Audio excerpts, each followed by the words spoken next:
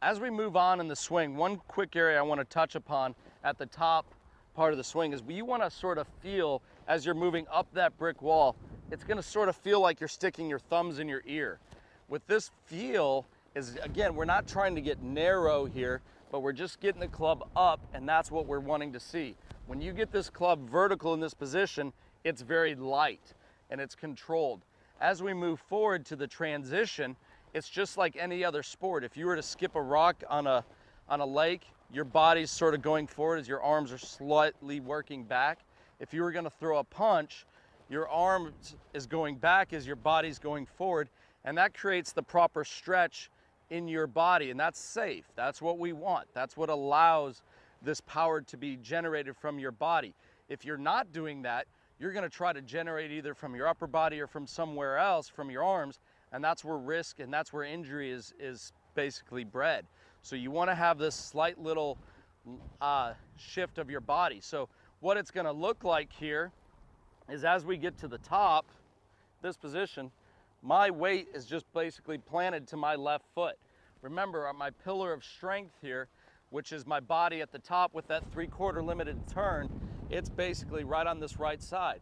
It then shifts to that left pillar, and the club works down, and the body and the energy is stored in my body. So a great little drill for you to do this at home is to take your setup position and pick your left toe up in the air, just like this. As you swing up to the top, plant that toe, and you can feel how that body and that weight is shifted, and that's where we're looking for. So one view from here, you're going to actually notice that the club is going to come down a little bit steeper than what the traditional model shows. All right, traditional model shows that the club would be back in here and more on a flatter plane. The problem with that is there aren't many golfers that do that.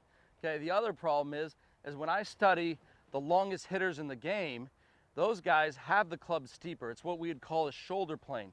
There are several planes that you can actually swing the club back along, one being the shaft plane, 2 being the elbow plane, and 3 being the shoulder plane. We're actually getting this club to be swung a little bit more on the shoulder plane, 1, because it's easier, 2, because it provides more power. Every long drive hitter you see, and even a lot of the guys on tour, keep the club in front of them, and that's something that they want to do. When the club is in front of you, it can be swung faster. When the club gets back here, your body's going to be doing something to react, and that's going to cause injury. So from this view, when the club gets flatter, your body's going to have to pop out of the shot, create a lot of tension here in the low back.